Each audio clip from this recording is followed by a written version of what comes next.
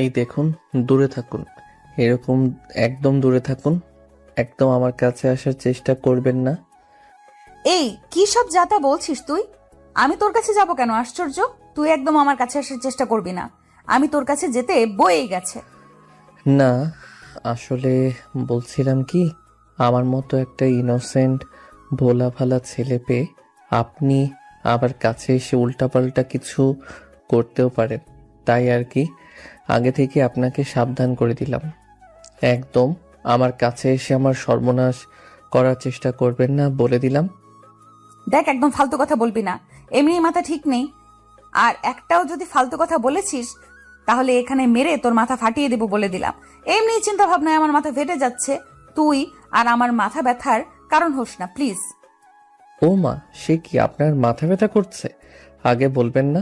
দাঁড়ান, আমার ঘরে ওই যে বেডের পাশে যে ছোট্ট টেবিলটা দেখেছিলেন, টেবিলের ড্রয়ারে মাথা ব্যথার খুব ভালো একটা মলম আছে। আমি নিয়ে এসে আপনার মাথায় দিয়ে দিচ্ছি। দেখবেন 1 মিনিটের মধ্যে আপনার মাথা ব্যথা গায়েব হয়ে যাবে। আবিরের কথা শুনে তিশা পুরো অবাক হয়ে যায়। সে বুঝে পায় না এই ছেলেটা সবসময় এত সিরিয়াস মোমেন্টে এইসব ফালতু কথা কিভাবে বলতে পারে। সে কি করে এতটা স্বাভাবিক থাকতে পারে যে কোনো পরিস্থিতিতে। আজকে তাদের জীবনে এত বড় একটা ঝড় বয়ে গেল, কিন্তু তারপরও এই ছেলের কোনো ব্যথা ব্যথা নেই, অথচ সে তখন থেকে তৃষাকে বিরক্ত করেই যাচ্ছে। আসলে ছেলেটা সুস্থ তো নাকি পাগল সে বুঝতেই পারছে না।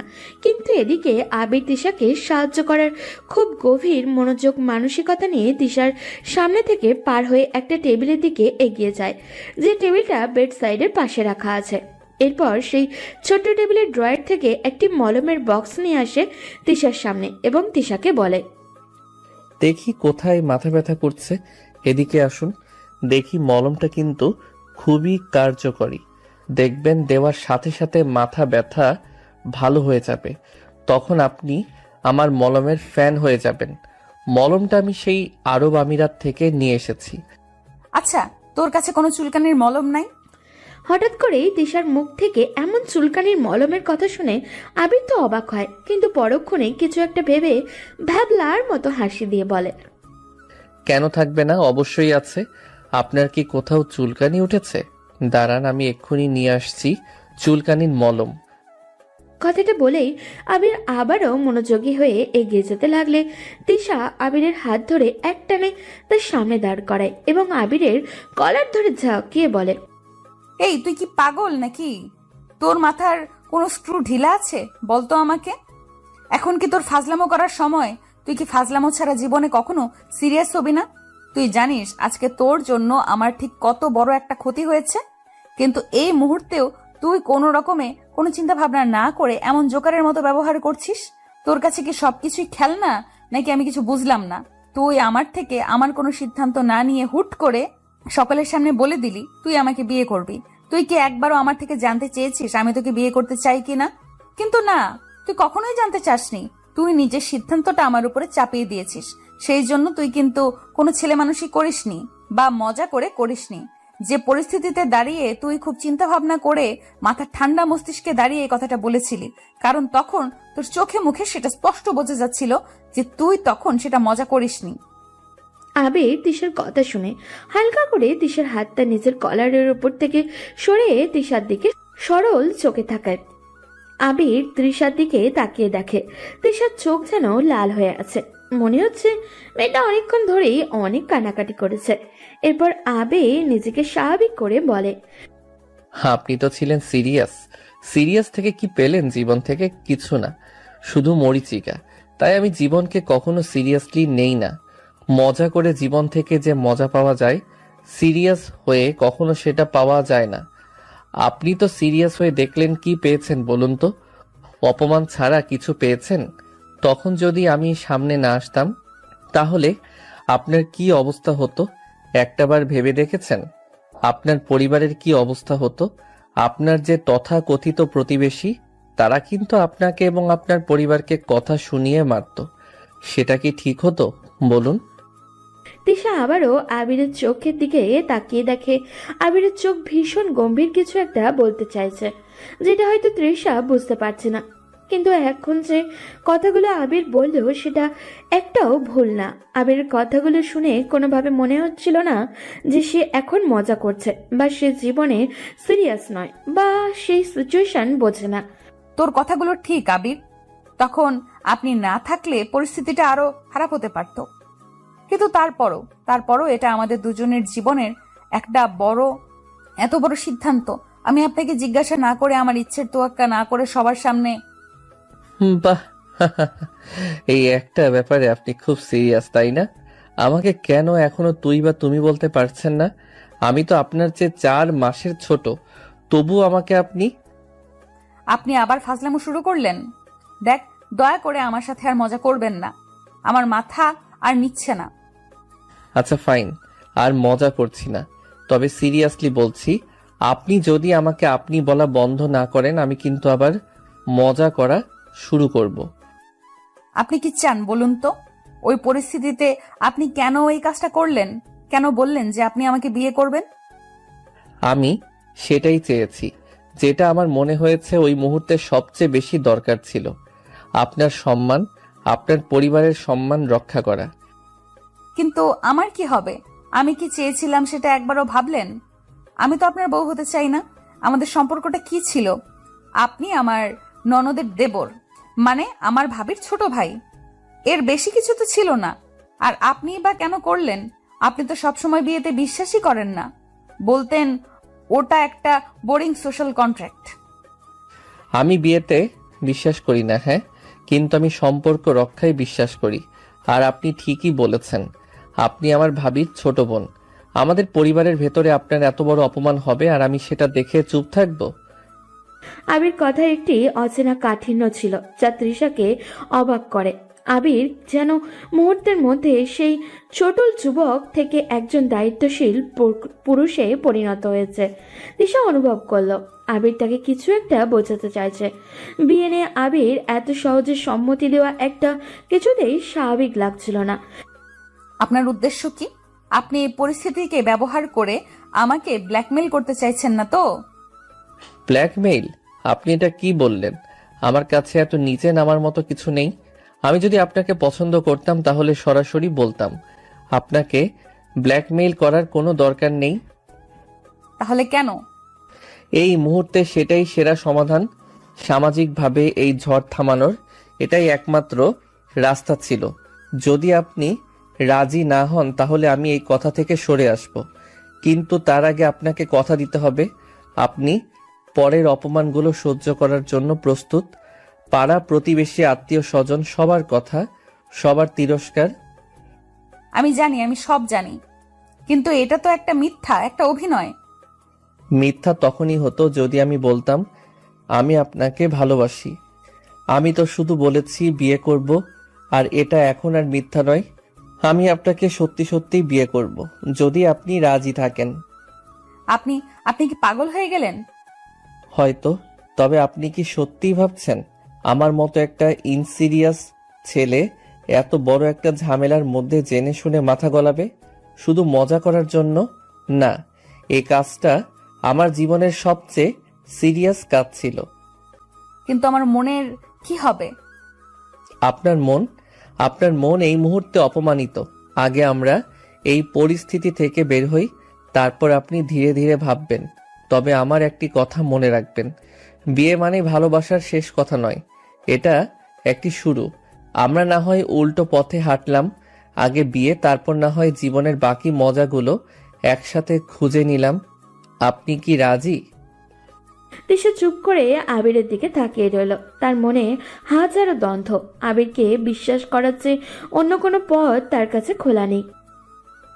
আমি রাজি, কিন্তু এটা একটা চুক্তি হবে আবির, আমাদের দুজনের মধ্যে একটা চুক্তি। আপনার সব শর্ত মানতে আমি রাজি তৃষা। এখন শুধু বলুন কখন বিয়েটা হবে? এখন না, আমি এখনই বিয়েটা করতে পারবো না। মানে কি বলছেন আপনি? ঝড় থামানোর জন্য তো এত তাড়াতাড়ি বিয়ের কথা বলা হলো, এখন আপনি বলছেন পারবেন না? হ্যাঁ, এখন পারবো না, কারণ এই মুহূর্তে আমি মানসিকভাবে প্রস্তুত নই। আর তুই তুই তো সব সময় বিয়ে ব্যাপারটা ঘৃণা করিস। হঠাৎ করে তুই আমাকে কেন বাঁচাচ্ছিস? এর পেছনে তোর কোনো গোপন উদ্দেশ্য নেই তো? এই মুহূর্তে সেটাই সেরা সমাধান। তৃষা, তোর সম্মান আর তোর পরিবারের সম্মান বাঁচাতে এটা করাই সবচেয়ে ভালো ছিল। আর আমার গোপন উদ্দেশ্য কি হতে পারে? আমি তোকে বিয়ে করে আমার জীবনের ফ্রিডম নষ্ট করতে চাইবো? এটা কি কোনো উদ্দেশ্য হলো? তোর এই ইনসিরিয়াস ভাব আমাকে বিরক্ত করছে আবির। তুই কেন বুঝতে পারছিস না এটা আমার জীবনের সবচেয়ে বড় বিপর্যয়? আমি সব বুঝতে পারছি, আর সেই বিপর্যয় থেকে তোকে বের করার জন্যই তো আমি সিরিয়াস হলাম। কিন্তু তুই যদি সবসময় নেগেটিভ থাকিস তাহলে তোকে বের করা আরো কঠিন হবে। দেখ, আমি একটা কথা বলি, বিয়েটা হবে, তবে এখনই নয়। আমার কথা অনুসারে বিয়েটা অন্তত 1 মাস পরে হোক। 1 মাস কেন? কারণ এর মধ্যে সমাজের লোকজনকে শান্ত হতে সময় দিতে হবে।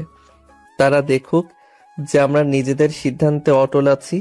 আর এই 1 মাস আমাদের জন্য খুব জরুরি। কিসের জন্য জরুরি?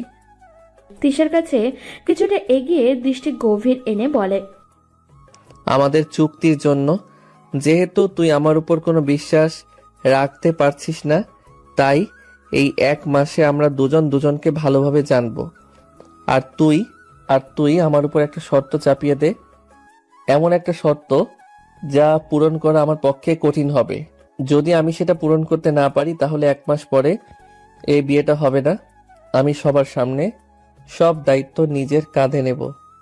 আবিরের এই প্রস্তাব তিশাকে কিছুটা হতবাক করে। আবির যেন প্রমাণ করতে চাইছে যে তার উদ্দেশ্য পরিষ্কার, কোনো লুকানো মতলব নেই।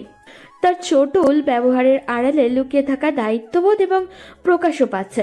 তিশা এক মুহূর্ত চিন্তা করলো, আবিরকে বিশ্বাস করার চেয়ে বরং তার জন্য একটি অসম্ভব শর্ত রাখাটাই বেশি নিরাপদ মনে হলো। ঠিক আছে, আমি তোর শর্ত মানতে রাজি। বিয়েটা 1 মাস পরে হবে, আর আমার একটা শর্ত আছে। বলুন, আমি আপনার সব শর্ত মানতে প্রস্তুত। এই 1 মাস তুই আমাদের বাড়িতে থাকবি। আমার বাবা মা ভাইয়া ভাবি সবার সাথে থাকবি। শুধু তাই নয়, তোকে এমন ভাবে থাকতে হবে যেন তুই সত্যিই আমাকে প্রচন্ড ভালোবাসিস। তুই আমার সাথে ফ্লার্টিং করবি, মজা করবি, কিন্তু আমি যখনই তোকে এই চুক্তি থেকে সরে আসতে বলবো তখনই তুই কোনো প্রশ্ন না করে সরে আসবি। বাহ, এটা তো আমার জন্য কোনো কঠিন কাজ নয়। ফ্লার্টিং আর মজা করা তো আমার স্বভাব। আর তোকে ভালোবাসার ভান করা, সেটাও বেশ মজার হবে। কিন্তু তুই আমার কাছে কি চাস? আমি তোকে বিরক্ত করব না নাকি? এটাই কঠিন শর্ত আবির। তোর এই ইনসিরিয়াস স্বভাবটা আমি সহ্য করতে পারি না। আমার শর্ত হলো এই 1 মাস তুই একটিবারের জন্য আমার সাথে কোনো ফাজলামো বা মজা করবি না। কোনো ফ্লার্টিং নয়, কোনো উল্টাপাল্টা কথা নয়। তুই এই 1 মাস আমার কাছে একদম সিরিয়াস থাকবি। হতবাক হয়ে তিশার দিকে তাকালো, তার মুখের হাসিটা পুরোপুরি মুছে গেল। কি বলছেন আপনি? সিরিয়াস? 1 মাস? হ্যাঁ, এটাই আমার শর্ত। যদি তুই এই 1 মাস একটিবারের জন্য সিরিয়াসনেস ভাঙিস বা আমার সাথে কোনো ফালতু কথা বলিস তাহলে এই চুক্তি বাতিল। তুই কি রাজি? এটা আপনি খুব বাজে শর্ত দিলেন তৃষা। এটা আমার পক্ষে অসম্ভব। আমার মনে হয় আপনি আমাকে বিয়ে করতে চান না, তাই এই অসম্ভব শর্ত দিয়েছেন। তুই চাইলে এই চুক্তি এখনই বাতিল করতে পারিস আবির। না, আমি বাতিল করব না। যদি এটা আপনার শর্ত হয় তবে তাই হোক। আমি এই 1 মাস সিরিয়াস থাকব। আপনার শর্ত আমি মেনে নিলাম। আবিরের স্বীকারোক্তি শুনে তিশা এবার পুরোপুরি নিশ্চিন্ত হলো। সে জানতো আবিরের মতো একজন মানুষ 1 মাস মজা না করে থাকতে পারবে না। তার মনে 1 মাস পরে আবির নিজেই এই সম্পর্ক থেকে বেরিয়ে যাবে এবং তিশাকে কোনো চাপ নিতে হবে না। কিন্তু আবির চোখে এক নতুন জেদ দেখতে পেল। তিশা যে জেদ এর আগে কখনোই দেখেনি। যাওয়ার জন্য ঘুরে দাঁড়িয়ে দরজার দিকে এগোতে ঘাড় ঘুরিয়ে তিশাকে বলল, আপনি যে 1 মাস অপেক্ষা করতে চাচ্ছেন, এর মধ্যে যদি আবার আপনার সাথে সে খারাপ কিছু করার চেষ্টা করে তখন? আমি 1 মাস খুব সাবধানে থাকবো। বাড়ি থেকে বের হব না, যেন এমন পরিস্থিতির সম্মুখীন আমাকে আর কখনো হতে না হয়। ঠিক আছে, আমি কাল সকালে আসছি। আবির চলে গেল। তিশা ঘরের মেঝেতে বসে পড়ল। 1 মাস, মাত্র 30টা দিন। সে আবিরের উপরে অসম্ভব একটি শর্ত চাপিয়েছে। 1 মাস পুরোপুরি সিরিয়াস থাকা। তিশা জানে আবিরের মতো চঞ্চল ছেলের পক্ষে এটা সম্ভব নয়। সে অপেক্ষা করতে লাগলো কবে আবির প্রথমে ফালতু একটা কথা বলবে এবং সেই সম্পর্ক থেকে মুক্তি পাবে। পরদিন সকাল, তখন প্রায় 10টা। তৃষা নিচের ড্রয়িং রুমে বসে কাগজ পড়ছিল। আবির তার হাতে একটা মাঝারি ট্রাভেল ব্যাগ নিয়ে প্রবেশ করলো। তার মুখে সেই চিরচরিত বাঁকা হাসিটা অনুপস্থিত। মুখটা একদম শান্ত আর সিরিয়াস। আপনি কি এখন ব্যস্ত তৃষা? না, তুই তুই চলে এসেছিস? আপনি কালই তো বলেছিলেন আমি যেন কাল সকালে আসি। আমি কথা দিয়েছি, তাই চলে এলাম। আমি জানি আপনার জন্য আমার উপস্থিতি অস্বস্তিকর, কিন্তু চুক্তি অনুযায়ী আমাকে থাকতে হবে। খুব তো সিরিয়াস, যেন দেশ উদ্ধার করে এসেছিস। আমি সিরিয়াস, আপনি তো শর্ত দিয়েছেন, আমি শর্ত ভঙ্গ করব না। এখন আমি আপনার অনুমতি নিয়ে ভেতরে প্রবেশ করতে চাই, কারণ এই বাড়িটা আপনার বাবার। কি নাটক শুরু করেছিস তুই? ভেতরে আয়, বাবা মা তোকে তো চেনেই না। আবির ব্যাগ নিয়ে ভেতরে ঢুকলো। তিশার বাবা মা এবং তিশার বড় বোন আবিরের ভাবি খুব খুশি হলেন। আবির সবার সাথে খুব ভদ্র এবং গুছিয়ে কথা বলছে। তিশার ভাবি আবিরকে তার নিজের ঘরে থাকার প্রস্তাব দিতেই আবির সেই সিরিয়াস ভঙ্গিতে মাথা নাড়ালো। ধন্যবাদ ভাবি, কিন্তু আমি তৃষার রুমের পাশে একটা রুম নেব। আমার কিছু ফাইল নিয়ে কাজ করতে হবে। বাবা মা তোকে তো চেনেই, তোর এই ফাইল কিসের? তুই তো সারাদিন ঘুরে বেড়াস। তৃষা বলছিল ফাইলগুলো গুছিয়ে রাখার ব্যাপারে আমাকে সাহায্য করবে। বাহ, সেটা তো খুব ভালো কথা। তৃষা, তুই তো দুলাভাইয়ের ছোট ভাইকে সাহায্য করিস। তিশা রাগে মাথা চড়াতেই চাইল আবির মিথ্যা বলছে, অথচ তার মুখে সে সিরিয়াসনেস। সে তার ফাজলামও বন্ধ করেছে, কিন্তু চালাকি বন্ধ করেনি। সন্ধ্যায় তিশা তার ঘরে একা বসেছিল। দরজায় মৃত্যু টোকা পড়ল। কে? ভেতরে আয়। আমি তৃষা, আপনাকে কিছু জরুরি বিষয়ে জিজ্ঞেস করার কথা ছিল। এখন আবার কি? আমরা যে চুক্তিতে এসেছি সেটার একটা অভিনয় তো করতে হবে, তাই না? যেমন আপনাকে বাইরে দেখাতে হবে যে আমরা ঘনিষ্ঠ হচ্ছি। আজ বিকেলে ভাবি আমাকে জিজ্ঞেস করছিলেন আমরা বিয়ে নিয়ে আলোচনা করেছি কিনা। তোকে অভিনয় করতে কে বলেছে? তুই শুধু সিরিয়াস থাকবি, এটাই তোর শর্ত। কিন্তু বাইরের লোকজনের কাছে তো আমি হবু বর, আমাকে তো কিছু দায়িত্ব পালন করতে হবে। ধরুন রাতের বেলা ছাদে বা বারান্দায় একসাথে বসে থাকা, বা খাবার সময় আপনার পাশে বসে খাওয়া। এগুলো যদি না করি তাহলে সবাই সন্দেহ করবে, আর যদি কেউ সন্দেহ করে তাহলে আবার সে আগের দিনের পরিস্থিতি হতে পারে। তোর মাথায় শুধু যুক্তি আর যুক্তি। ঠিক আছে, তুই আমার পাশে বসতে পারিস, কিন্তু কোনো ফালতু কথা নয়। আর খবরদার যেন আমাকে ভুল করে স্পর্শ না করিস। আমি আপনাকে স্পর্শ করব না তৃষা, আমি আমার শর্তের প্রতি শ্রদ্ধাশীল। কথাটা বলেই আবির ঘর থেকে বের হয়ে যাচ্ছিল। তিশা কিছু একটা ভেবে তাকে ডাকলো। এই আবির, বলুন। তোর তোর হাসিটা কোথায় গেল? আপনিই তো শর্ত দিয়েছেন, হাসি মজা ফাইজলামো সব কিছু এই 1 মাসের জন্য তালাবদ্ধ। তুই সত্যিই খুব বিরক্তিকর হয়ে গেছিস আবির। তুই তো জানিস তোকে রাগাতে আমার খুব ভালো লাগে। আমি জানি, কিন্তু শর্তটি আপনারই দেওয়া। টেবিল থেকে একটা কাগজের গোল্লা বানিয়ে আবিরের কপালে ছুঁড়ে মারল। না, এখন যা। কপাল থেকে আলতো করে কাগজের গোল্লাটা সরিয়ে। আপনি আমার দিকে কিছু ছুঁড়ে মারলেন? এটা কি শারীরিক আক্রমণের ইঙ্গিত? হো হো করে হেসে উঠল। আরে যা, তুই একটা হাদারাম। আপনার হাসিটা খুব সুন্দর তৃষা। আবিরের এই অপ্রত্যাশিত সিরিয়াস প্রশংসা তৃষাকে মুহূর্তের জন্য অপ্রস্তুত করে দিল। তার হাসি থেমে গেল। আবির আর দাঁড়ালো না, ধীরে ধীরে ঘর থেকে বেরিয়ে গেল। তৃষা নিজের মনে ফিসফিস করে ভাবল, এই ছেলেটা সিরিয়াস থেকেও তাকে বিরক্ত করতে পারে। আবিরের এই অপ্রত্যাশিত সিরিয়াস প্রশংসা তৃষাকে মুহূর্তের জন্য অপ্রস্তুত করে দিল। তার হাসি থমে গেল। আবির আর দাঁড়ালো না, ধীরে ধীরে ঘর থেকে বেরিয়ে গেল। তৃষা নিজের মনে ফিসফিস করে ভাবল, এই ছেলেটা সিরিয়াস থেকেও তাকে বিরক্ত করতে পারে। তৃষা সারা রাত ছটফট করলো। তার ভয় ছিল আবির কখন না জানি শর্ত ভেঙে দেয়, কিন্তু আবির সারা রাত একটি শব্দও করল না। সকালে সে দেখল আবির তখনও বই নিয়ে শান্তভাবে মেঝেতে শুয়ে আছে। তৃষা বুঝল তার এই 1 মাসের চ্যালেঞ্জ হয়তো এত সহজ হবে না। সকালবেলা ড্রয়িং টেবিলে নাস্তা খেতে বসেছে সবাই। তৃষার বাবা মা, আবিরের ভাই ভাবি, তৃষা এবং আবির। কাকা, আপনার কোলেস্টেরল মাত্রা ঠিক রাখার জন্য আজ সকালে আপনি ডিমের কুসুম বাদ দিয়ে শুধু সাদা অংশটুকু খাবেন। এতে আপনার স্বাস্থ্যের ঝুঁকি কমবে। বাহ, তুমি তো দেখছি আমার শরীরেরও খেয়াল রাখছো আবির। আমি আপনার পরিবারের অংশ হতে চলেছি। আপনার সুস্থতা আমার দায়িত্ব। তুই আমাকে দেখিয়ে দেখিয়ে নাটক করছিস, তাই না? আমি নাটক করছি না তৃষা, আমি শুধুমাত্র স্বাস্থ্যকর অভ্যাস সম্পর্কে কথা বলছি।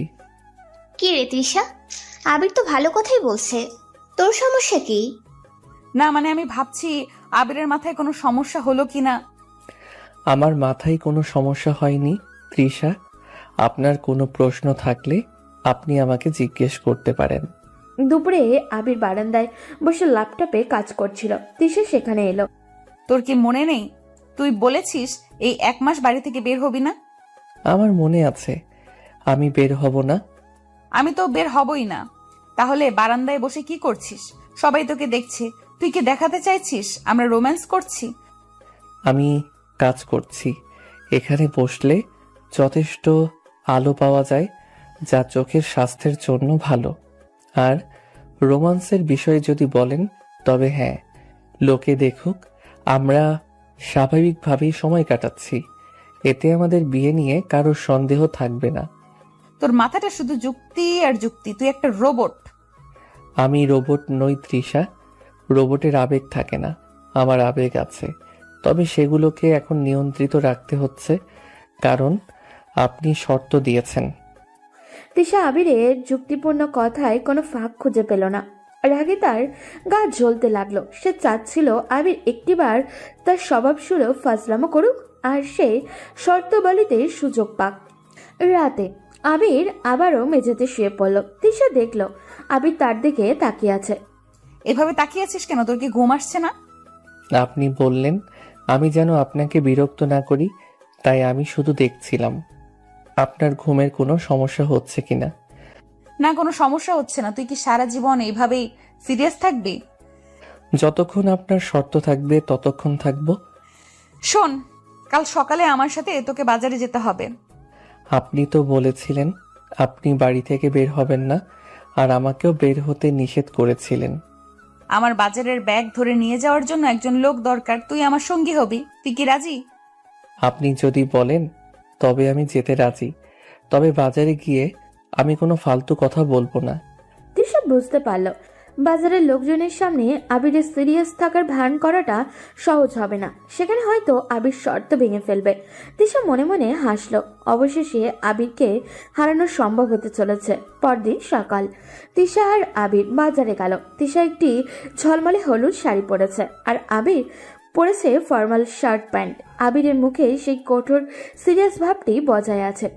কিরে, তোর কি গরম লাগছে না? এত টাইট হয়ে আছিস কেন? আমাকে আপনার দেওয়া শর্ত পূরণ করতে হবে তৃষা। বাজারে এসেও তুই এই কথা বলবি? চারপাশে এত মানুষ, একটু হাস। আপনার শর্ত হলো আমি 1 মাস ফাইজলামো বা মজা করব না, হাসাও এর অন্তর্ভুক্ত। তারা বাজারের ভেতরে ঢুকলো। তৃষা ইচ্ছাকৃতভাবে আবিরকে নিয়ে সবচেয়ে ভিড়ের গলিতে গেল। এই, আমার ব্যাগটা ধর আর দেখ, আমি যে সবজিগুলো দেখাবো সেগুলোই কিনবি। ঠিক আছে। তৃষা একটি দোকানে গিয়ে দাম নিয়ে দরদাম শুরু করলো। একজন সবজি বিক্রেতা আবিরকে দেখে হাসতে শুরু করলো। স্যার, আপনি তো দেখছি খুবই গম্ভীর। নতুন বিয়ে করেছেন নাকি? ম্যাডামেরা তো কাজের লোক হয়ে ঘুরছেন। হ্যাঁ, একদম নতুন বিয়ে। আমার বর এমনই, সব সময় বউয়ের কথা শোনে। কি স্যার, কিছু একটা বলুন, ম্যাডামের কথার সাথে তাল মেলান। উনি যা বলেছেন তা সত্যি। আমি ওর সাথে আছি এবং ওর আদেশ পালন করছি। দামের বিষয়ে আপনার সাথে আলোচনা করাটা আমার কাজের মধ্যে পড়ছে না। বিক্রেতা আবিরের উত্তরে হতাশ হয়ে তিশার দিকে তাকালো। তিশা মনে মনে বিরক্ত হলো। আবির এত চাপের মধ্যেও নিজেকে সামলে রাখছে। এরপর তিশা তাকে মাছের বাজারে নিয়ে গেল। চারিদিকে কাদা আর ভিড়। এই দেখ, এখন আমার হাত নোংরা হবে। তুই এই ইলিশ মাছটা ধরে দেখ তাজা কিনা। আপনি মাছ স্পর্শ করার আদেশ দিয়েছেন, কিন্তু তাজা কিনা তা বোঝার দায়িত্ব আমার নয়। তবে আমি আপনার জন্য ব্যাগটা ধরে রাখছি। তুই কি চাস বলতো? আমি তোকে বিয়ে করব না তাই তুই জেদ দেখাচ্ছিস? আমি আপনাকে বিয়ে করব কিনা সেই সিদ্ধান্ত 1 মাস পরে হবে। আমি শুধু আপনার দেওয়া শর্ত পালন করছি। হঠাৎ করেই ভিড়ের মধ্যে একজন লোক এসে তিশাকে ধাক্কা মারল। তিশা টাল সামলাতে না পেরে প্রায় পড়ে যাচ্ছিল। দ্রুত তৃষাকে নিজের দিকে টেনে ধরল। এক হাতে তৃষার কোমরের কাছে ধরে তাকে সোজা করল। ঠিক আছেন আপনি? আবিরের স্পর্শে চমকে গেল ও। আবিরের বুকে প্রায় লেগে গেছিল সে। হ্যাঁ ঠিক আছি। তুই তুই আমাকে ধরলি কেন? ভিড়ের মধ্যে আপনার ভারসাম্য নষ্ট হয়েছিল, আপনি পড়ে যেতে পারতেন। আপনাকে ধরে রাখাটা পরিস্থিতি অনুযায়ী দরকার ছিল। এটি ফাইজলামো নয়, প্রাথমিক সুরক্ষা। আবিরের যুক্তি এবং তার স্পর্শ দুটোর ধাক্কাতে তিশা কিছু সময়ের জন্য কথা বলতে পারল না। আবির আবার তার ব্যাগ হাতে নিল এবং স্বাভাবিকভাবেই দাঁড়ালো। ঠিক আছে চল, আর কিছু কিনতে হবে না, আমার পেট ভরে গেছে। আমরা কি এখন বাড়ি ফিরবো তৃষা? চল। বাড়ি ফেরার পথে আবির পুরোটা সময় শান্ত ছিল। তিশার পাশে পাশে হেঁটে এলো। তিশা ভেতরে তখন অস্থিরতা। আবির যুক্তি আর সিরিয়াসনেস তার কাছে হার মানছে। সে ভাবলে হয়তো আবিরকে দিয়ে ঘরের কাজ করিয়ে বা বাইরে ঘুরতে শর্ত ভাঙানো সম্ভব নয়। সন্ধ্যায় আবির বারান্দায় বসেছিল। আমি তোকে একটা শেষ সুযোগ দিচ্ছি। তুই যদি মনে করিস এই 1 মাস তুই সিরিয়াস থাকতে পারবি না, তাহলে এখনই বল, আমি এই চুক্তি বাতিল করে দিচ্ছি। আমি কেন বাতিল করব? আমি আমার শর্ত পালন করছি। তুই কি আমাকে দেখাতে চাস তুই একজন আদর্শ স্বামী হতে পারিস? আমি আপনাকে দেখাতে চাই আমি আমার কথা রাখতে পারি। ঠিক আছে, তাহলে কাল সকালে আমাদের বাড়িতে আমার এক বান্ধবী আসছে। তাকে বলবি আমি তোর জন্য একজন আদর্শ বউ হতে পারি না। আমি মিথ্যা বলবো না তৃষা। তুই আমার নামে মিথ্যা বলবি না? আমি আপনাকে মিথ্যা অপবাদ দেব না। আপনি আমার হবু স্ত্রী। আমি আপনার সম্মানহানি করতে পারি না। আবিরের এই আচরণে তৃষা বেশ হতবাক হয়ে গেল। আবির তার ব্যক্তিত্বের পুরো উল্টো দিকে হাঁটা শুরু করেছে। তৃষা বুঝতে পারল তার চ্যালেঞ্জ উল্টো তাকেই বিপদে ফেলেছে। আবিরকে শর্ত ভাঙতে বাধ্য করার জন্য তৃষা এবার নতুন কৌশল নিল। পরদিন সকাল, তৃষার বান্ধবী নীলা তাদের বাড়িতে এলো। নীলাকে দেখে আবির সোফা থেকে উঠে দাঁড়ালো। তার মুখে কঠোর সিরিয়াসনেস বজায় রইল। কে রে তৃষা, তোর বর দেখে দারুণ হ্যান্ডসাম, আর কি গম্ভীর। তুই নাকি বললি তোর বর সারাক্ষণ ফাজলামো করে? তুই ওকে দেখছিস? ও না, এখন একটা নতুন নাটকের মহড়া দিচ্ছে। আপনাকে স্বাগতম। আপনি আমার হবু স্ত্রীর বান্ধবী। বসুন, আমি আপনার জন্য কফি নিয়ে আসছি। তুমি তুমি কফি বানাবে? তৃষা, তোর বর দেখি পাল্টে গেছে। তুই জানিস না, এখন ও আমার ব্যক্তিগত সহকারী। আমি এই ধরনের ব্যক্তিগত কাজগুলো করতে পছন্দ করি। আবির নীলাকে কফি তৈরি করে দিল। এরপর সে তৃষার পাশে বসে সিরিয়াস ভঙ্গিতে বসলো। আবির, তোমার সাথে কিছু কথা ছিল। তৃষা কেমন মেয়ে সেটা তো আমি জানি না। তোমাদের বিয়েটা নিয়ে আমার কিছু চিন্তা আছে। আপনি নির্ভয়ে আপনার চিন্তাগুলো প্রকাশ করতে পারেন। আমি ধৈর্য ধরে শুনব। তৃষা খুব বদমেজাজি, খুব রাগী, আর ও সম্পর্ক নিয়ে খুব সিরিয়াস। ও কি তোমাদের এই চুক্তির কথা জানে? যদিও পরে জানতে পারে তাহলে কিন্তু খুব সমস্যা হবে। আমি তাকেই বিয়ে করছি যার বদমেজাজ আর রাগ আমার কাছে গ্রহণযোগ্য। আমরা সব বিষয়ে আলোচনা করেই এই সিদ্ধান্ত নিয়েছি। আমাদের মধ্যে কোনো গোপন চুক্তি নেই। কি বলছো তুমি? তৃষা, ও এসব কি বলছে? তোর কি মনে হয় আমরা কি হাসতে হাসতে এত বড় একটা সিদ্ধান্ত নিয়েছি? কিন্তু আমি তো জানি তৃষা, তুই আর কোনোদিন বিয়ে করবি না, ঠিক করেছিলি। তৃষার হাত নিজের হাতের খুব কাছে এনে রাখলো, তবে স্পর্শ করল না। তৃষা বিয়েতে বিশ্বাস করত না, কারণ সে কোনো দায়িত্বশীল পুরুষ দেখেনি। আমি তাকে প্রতিশ্রুতি দিয়েছি আমি তাকে হতাশ করব না, আমি তাকে সারা জীবন সম্মান দেব। বাহ আবির, তুমি তো অন্যরকম। তুই কি দেখছিস এটা ওর অভিনয়? তোর এমন আদর্শবাদী বরকে দেখলে তো আমারও হিংসা হয়। আচ্ছা, তিশা কি তোমার জন্য আদর্শ স্ত্রী হবে? ও তো কাজের ব্যাপারে কিছুই জানে না। তিশা এবার চ্যালেঞ্জ ছুটছিল আবিরের দিকে। আবির কি সত্যি বলবে যে সে তিশাকে আদর্শ স্ত্রী মনে করে না? তাহলে তো সে চুক্তি ভেঙে ফেলবে। তৃষা আদর্শ স্ত্রী হবে কিনা সেটা নির্ভর করে আমি তার কাছে কি চাই তার উপর। আমি এমন স্ত্রী চাই না যে সারাদিন রান্নাঘরে থাকবে। আমি এমন একজন সঙ্গী চাই যে আমার পাশে থাকবে। আর আমি মনে করি তৃষা সেই সব গুণের অধিকারী যা আমার জীবনের জন্য অপরিহার্য। কি মিষ্টি কথা। তুই কি সত্যি এই কথাগুলো বলছিস? আমি সবসময় সত্য কথা বলি তৃষা, এটাই আমার সিরিয়াসনেস। নীলা চলে যাবার পর তিশা রাগে আবিরের ঘরে গেল। আবির তখনও সোফায় বসে বই পড়ছিল। তুই আমাকে পাগল করে দিচ্ছিস। কেন তুই আমার নামে মিথ্যা কথা বলছিস না? তুই আমাকে আদর্শ স্ত্রী বললি কেন? আমি আপনার নামে মিথ্যা অপবাদ দিতে পারি না তৃষা। আমি তো মিথ্যা বলিনি। আমি বলেছি আমার কাছে আদর্শ স্ত্রী হওয়ার জন্য যে গুণগুলো দরকার তা আপনার আছে। আমি তো বলিনি আপনি রান্না ভালো করেন। তোর চালাকি আমি বুঝি। তুই আমাকে অপমান না করে অন্যভাবে শর্ত মানছিস। আমি চ্যালেঞ্জ নিয়েছি, আমি হারবো না। এই 1 মাস আমি আপনার সব শর্ত মানব। আপনি আমাকে অপমান করুন, রাগ দেখান, কিন্তু আমি মজা করব না। আপনি কি চান আমি আপনার মন থেকে সম্মান হারিয়ে ফেলি? আমি চাই তুই হাস, তুই ফাজলামো কর। আমি সেটা করতে পারি না। আবিরের জেদ তিশাকে নতুন চিন্তায় ফেলল। আবির মজা ছেড়ে দিয়েছে, কিন্তু তার যুক্তি এবং সিরিয়াসনেস এখনো আরো বিপজ্জনক। তিশা এবার আরো সরাসরি এবং চরম পথ বেছে নেবে বলে ঠিক করলো। গভীর রাত, বাড়ির সবাই তখন ঘুমিয়ে। আবির তার ঘরে বসে ল্যাপটপে কাজ করছিল। দরজায় মৃদু টোকা পড়ল। আবির দরজা খুলতেই দেখলো তার বড় ভাই দাঁড়িয়ে আছেন। তিনি শান্ত, তবে চোখের গভীর উদ্বেগ। আয়, দরজাটা বন্ধ কর। আবির ভাইয়ের নির্দেশে দরজা বন্ধ করলো। ভাই ভেতরে এসে চেয়ারে বসলেন। আবির নীরবে তার সামনে দাঁড়ালো। তুই এখনো বিয়ে করছিস না কেন? 1 মাসের শর্ত আছে ভাই। শর্ত তোর কাছে এখন তুচ্ছ হওয়া উচিত।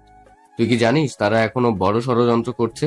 তৃষা এবং তোর ভাবি, তোর ভাবির বোন এবং আমাদের পরিবারের ক্ষতি করার জন্য তারা সুযোগ খুঁজছে। আমি জানি, তাই আমি তাদের গতিবিধি পর্যবেক্ষণ করছি। পর্যবেক্ষণ? তুই কি পুলিশের গোয়েন্দা? এই পরিস্থিতিতে তুই কেন তাদেরকে এই সুযোগটা তৈরি করে দিচ্ছিস? তো দেরি করা মানেই তো বিপদ বাড়ানো। তোকে এখনই তৃষাকে বিয়ে করতে হবে। আপনি শান্ত হন ভাই। আমি জেনে শুনে 1 মাসের সময় নিয়েছি। কেন? তৃষার রাগ ভাঙানোর জন্য? না, এই 1 মাসে আমি তাদের বিশ্বাস অর্জন করতে চাই। তৃষার বাবা মা এবং আপনাদের পরিবারের সবার কাছে প্রমাণ করতে চাই যে আমি সিরিয়াস। তারপর যখন তারা আমাদের বিয়ে নিয়ে চূড়ান্তভাবে নিশ্চিত হবে, তখনই আমি আমার আসল কাজ শুরু করব। তোর আসল কাজ কি সেটা? আপনি জানেন, যেদিন আমাদের বাড়িতে সেই ঘটনা ঘটে সেদিন তৃষার বাবা কিছু জরুরি ফাইল সই করতে অস্বীকার করেন। সেই ফাইলগুলো এখন সেই লোকটির হাতে যে তৃষার সম্মানহানি করতে চেয়েছিল। কি বলছিস তুই? ফাইলগুলো? হ্যাঁ, সেই ফাইলগুলো ফিরিয়ে আনা আমার আসল উদ্দেশ্য।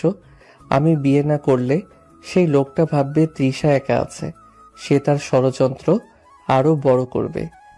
তুই কি বলছিস? সেই লোকটা শুধু তৃষার সম্মান নষ্ট করতে চায়নি, সে ব্যবসা আর পারিবারিক সম্পত্তিও হাতিয়ে নিতে চেয়েছিল। এই কারণে আমি চুপচাপ আছি। আমি তাকে বিশ্বাস করাতে চাইছি যে আমরা কেবল দাম্পত্য কলহে ব্যস্ত। সে যত নিশ্চিন্ত হবে তত সে বড় ভুল করবে। আর সেই ভুলের সুযোগেই আমি তার কাছ থেকে সব প্রমাণ এবং ফাইল উদ্ধার করব। কিন্তু তুই এই পুরো বিষয়টা একা সামলাতে যাচ্ছিস কেন? আমাদের বলিসনি কেন? আপনারা জানলে স্বাভাবিক থাকতে পারতেন না। তৃষা এখনই মানসিক চাপে আছে। সে জানলে আরো ভেঙে পড়বে। তাই এই 1 মাস আমি নিজেকে এমনভাবে সবার সামনে তুলে ধরবো যাতে কেউ সন্দেহ না করে। ভাই তুই খুব বড় ঝুঁকি নিচ্ছিস আবির। বড় ঝুঁকি না নিলে বড় কিছু পাওয়া যায় না। তৃষা যদি 1 মাস পর আমাকে বাতিল করে দেয় তবে তাও ভালো, আমার কাজ শেষ। আর যদি সে আমাকে মেনে নেয় তবে সে আমার সব পরিকল্পনার অংশ হবে। আপনি চিন্তা করবেন না, আমি সব সামলে নেব। ঠিক আছে, তোর উপর আমার আস্থা আছে, কিন্তু তুই সাবধানে থাকিস। তোর এই সিরিয়াসনেস যেন কেউ জানতে না পারে। কেউ জানবে না ভাই, এটা আমাদের গোপন চুক্তি। এখন আপনি যান, কেউ দেখে ফেললে সন্দেহ করবে। আবির আবার ল্যাপটপ ফেলল। তার চোখে এখন আর কেবল সিরিয়াসনেস নেই, আছে একটা ঠান্ডা এবং গভীর প্রত্যয়। এই 1 মাসের চ্যালেঞ্জটা শুধু তৃষাকে নিয়ে নয়, এটি একটি অদৃশ্য শত্রুর বিরুদ্ধে এক বড় লড়াই। তৃষা হয়তো ভাবছে আবির হেরে যাবে, কিন্তু আবির জানে সে হারতে আসেনি। পরের কয়েকটা দিন আবির আর তৃষার খুনসুটি অদ্ভুতভাবে বাড়তে থাকলো। তৃষা যত তাকে রাগানোর চেষ্টা করে, আবির তত বেশি যুক্তি দিয়ে তাকে চুপ করিয়ে দেয়। তবে তাদের মধ্যে এই ঠান্ডার লড়াইয়ে একটি অনাকাঙ্ক্ষিত ঘনিষ্ঠতা তৈরি হতে থাকে। একদিন দুপুরে তৃষা বারান্দায় বসে ফোন দেখছিল। আবির তার পাশে এসে চুপচাপ দাঁড়ালো। এইভাবে দাঁড়িয়ে কি করছিস? যা যা, তোর ঘরে গিয়ে কাজ কর। আমি আপনার আশেপাশে থাকতে পছন্দ করি তৃষা। এতে আমি নিশ্চিত হতে পারি যে আপনি সুরক্ষিত আছেন। আপনার চারপাশে আমার উপস্থিতি তো আপনার শর্তের বাইরে নয়। তুই কি আমাকে সত্যি সত্যি পাহারা দিচ্ছিস? আমি আপনাকে পাহারা দিচ্ছি না, আমি আপনাকে সঙ্গ দিচ্ছি।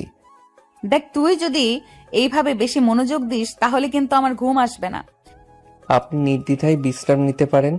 আমি আপনার আশেপাশে থাকলে আপনার ঘুম আরো গভীর হবে। আবিরের যুক্তিগত উত্তর শুনে তৃষা হাসতে পারল না, রাখতেও পারল না। সে ফোন সরিয়ে রেখে আবিরের দিকে ঝুঁকে এলো। আমি যদি তোকে চুমু দেই তখন তোর সিরিয়াসনেস থাকবে? আপনি যদি আমাকে চুমু দিতে চান তবে সেই সিদ্ধান্ত সম্পূর্ণ আপনার। তবে চুমুর প্রতিক্রিয়া শর্তের অন্তর্ভুক্ত কিনা সেই বিষয়ে আমাদের আগে আলোচনা করা উচিত। আমি তোকে পাগল করে দিব আবির। আমি পাগল হব না তৃষা, কারণ আমি জানি এই ধরনের কাজগুলো আপনি শুধুমাত্র আমার শর্ত ভাঙার জন্য করছেন।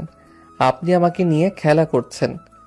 তৃষা আবিরের চোখের দিকে তাকালো। তার চোখে সামান্যতম চাপালতা নেই, শুধু দৃঢ়তা। তৃষা দীর্ঘশ্বাস ফেলল। এই খেলা এখন তার নিজের বিরুদ্ধেই যাচ্ছে। এদিকে শহরের অন্য প্রান্তে সেই গোপন শত্রু তৃষা এবং তার পরিবারের বিরুদ্ধে আরো বড় ষড়যন্ত্রের জাল বুনছিল। লোকটির নাম ছিল রিয়াজ। ওরা বিয়েটা পিছিয়েছে, এটা ভালো হয়েছে। ওদের নিজেদের মধ্যে অবিশ্বাস বেড়েছে। এখন সময় হয়েছে আঘাত হানার। কিন্তু ভাই, আবির ছেলেটা তো ওদের বাড়িতেই আছে, ও খুব নজর রাখছে মনে হলো। আবির একটা ফাজিল ছেলে, ওর নজর শুধু তৃষাকে নিয়ে ফাজলামি করার দিকে থাকে। ও কোনোদিনও বুঝতে পারবে না আমরা কি করছি। তোর কাজ হলো তৃষার বাবার সই করা সেই ফাইলগুলো ব্যবহার করে শেয়ার বাজারে একটা বড় চাল দেওয়া। ওদের ব্যবসা পুরোপুরি ধসিয়ে দিতে হবে। ফাইলগুলো এখন কোথায় আছে ভাই? ফাইলগুলো এখন আমার কাছে, তবে এর একটা কপি আবিরের ভাইয়ের অফিসে আছে। সেটাকেও সরিয়ে ফেলতে হবে। কাজটা এমনভাবে করবি যেন মনে হয় ওদের ভেতরের কেউ বিশ্বাসঘাতকতা করেছে। রিয়াজের ষড়যন্ত্রে প্রতিটি পদক্ষেপ আবিরের চোখে ধরা পড়ছিল। রাতে যখন সবাই ঘুমিয়ে, আবির তখন ল্যাপটপে তার ভাইয়ের অফিসের সিকিউরিটি ক্যামেরায় ফুটেজ দেখছিল। তুই ভাবছিস আমি ফাইজলামো নিয়ে ব্যস্ত? ফাইলগুলো এখন তোর কাছে। ভুল করছিস রিয়াজ, ফাইলগুলোর আসল মূল্য এখনো তুই জানিস না। আবির তার ল্যাপটপের স্ক্রিনে কিছু সাংকেতিক তথ্য দেখল। রিয়াজ শেয়ার বাজারে যে চাল দিতে চলেছে, আবির তার প্রতিরোধের জন্য পাল্টা জাল বুনছিল। আবির বুঝতে পারল রিয়াজ তৃষার বাবার ব্যবসার পতনের জন্য এমন একটি তারিখ বেছে নিয়েছে, যা তৃষা এবং আবিরের যুক্তির ঠিক 1 সপ্তাহ আগে। পরের দিন সকাল, তৃষা আবিরকে দেখলো তার ল্যাপটপে দ্রুত কিছু টাইপ করছে। তার মুখমণ্ডল ঘামে ভেজা, চোখে গভীর মনোযোগ। এই কি করছিস? তোর কি হয়েছে? কিছু না, অফিসের কিছু জরুরি কাজ ছিল। কি এমন জরুরি কাজ যে তোর কপালে এত ঘাম? কাজের চাপ বাড়ছে তৃষা, কারণ আমি 1 মাসের ছুটিতে যেতে চাই। সেই ছুটির কাজগুলো গুছিয়ে রাখছি। ছুটি কোথায় পাবি? যেখানে আপনি আমাকে চাইবেন না, আর যেখানে আমার কোনো ফাইজলামো করতে হবে না। এখন আপনি যান, আমি আপনার জন্য কফি নিয়ে আসছি। আবিরের এই আচরণ তৃষাকে দ্বিধায় ফেলে দিল। সে জানে না আবিরের এই কাজের চাপ এবং ছুটির পরিকল্পনা শুধু সিরিয়াস থাকার অভিনয়, নাকি এর পেছনে অন্য কোনো গভীর রহস্য লুকিয়ে আছে। তৃষার চারপাশে যে অদৃশ্য বিপদ ঘনীভূত হচ্ছে তা সে টেরও পাচ্ছে না। পরদিন সকালে তৃষা আবিরের আচরণ আরো নিবিড়ভাবে পর্যবেক্ষণ করতে শুরু করলো। আবির দিনের বেলা সবার সঙ্গে ভদ্র, নীরব এবং অত্যন্ত দায়িত্বশীল থাকে। সে তৃষার বাবার ওষুধ ঠিক সময়ে মনে করিয়ে দেয়, ভাবির বাজারের তালিকা গুছিয়ে রাখে এবং ভাইয়ের অফিসের কিছু জরুরি চিঠিও টাইপ করে দেয়। অথচ সে নিজে একজন সিরিয়াস মানুষ সেজে আছে। সন্ধ্যাবেলা আবির তার ঘরে ল্যাপটপে কাজ করছে। তৃষা চুপিসারে তার দরজার বাইরে এসে দাঁড়ালো। সে শুনল আবির খুব শান্ত স্বরে ফোনে কারোর সাথে কথা বলছে। আমাকে সব তথ্য দিন। ওদের পরবর্তী পদক্ষেপ কি হতে পারে? হ্যাঁ, আমি জানি। ঠিক আছে, আমি প্রস্তুত। তৃষা কিছুই বুঝতে পারল না আবির কার সাথে কথা বলছে, কিসের তথ্য। তৃষার মন থেকে বিরক্ত এবং রাগ ধীরে ধীরে সরে গিয়ে তার জায়গায় এক ধরনের কৌতূহল এবং অদ্ভুত আকর্ষণ তৈরি হতে থাকলো। আবিরের গাম্ভীর্য, যা আগে অসহ্য লাগতো, এখন তার কাছে এক গভীর নির্ভরতার প্রতীক মনে হচ্ছে। পরদিন ভোরে তৃষা ছাদে গিয়ে দেখলো আবির একা ব্যায়াম করছে। তার শরীর থেকে বিন্দু বিন্দু ঘামও ঝরছে। আবির তাকে দেখেও কোনো কথা বলল না, কেবল ঘাড় ঘুরিয়ে দেখলো এবং নিজের কাজে মনোযোগ দিল। এই তুই এত সকালে উঠে কি করছিস? স্বাস্থ্য সচেতনতা আমার জীবনের একটি অংশ। সকালের ব্যায়াম শারীরিক এবং মানসিক স্বাস্থ্যের জন্য খুব জরুরি। তুই নিজেকে এত কষ্ট দিচ্ছিস কেন? একদিন ফাজলামো করে দিলেই তো মুক্তি পেয়ে যাস। কেন করছিস এমন? আমি কথা দিয়েছি তৃষা, আমি আমার কথা থেকে সরবো না। কিন্তু আমার মনে হচ্ছে তুই আমার দেওয়া শর্তের চেয়ে বেশি কিছু করছিস। তুই কি আমার উপর প্রতিশোধ নিচ্ছিস? আমি প্রতিশোধ নেই না তৃষা, আমি ন্যায় প্রতিষ্ঠা করি।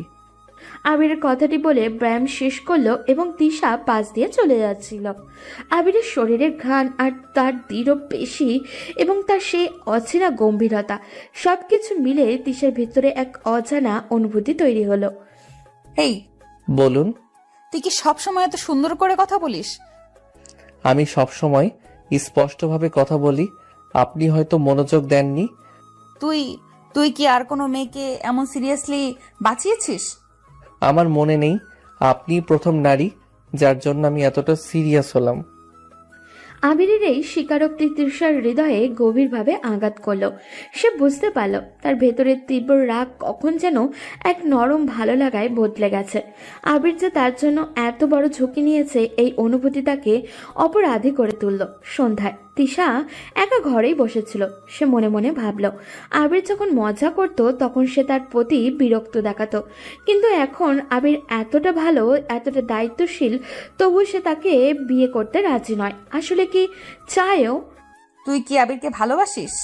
নিজের প্রশ্ন শুনে তৃষা কেঁপে উঠল। সে বারবার আবিরকে ফজলামো করতে বলেছে, কিন্তু এখন যদি আবির সত্যিই ফজলামো শুরু করে তাহলে কি তার ভালো লাগবে? না, এই সিরিয়াস দায়িত্বশীল আবিরকে তার অদ্ভুতভাবে ভালো লাগছে। ঠিক তখনই দরজায় টোকা পড়ল।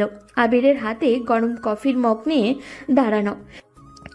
আপনার দুশ্চিন্তা হচ্ছে মনে হলো, কফি পান করুন, এতে সাময়িক স্বস্তি পাবেন। তুই কিভাবে বুঝলি? আপনার কপালে ভাঁজ পড়েছে, এটা দুশ্চিন্তার লক্ষণ।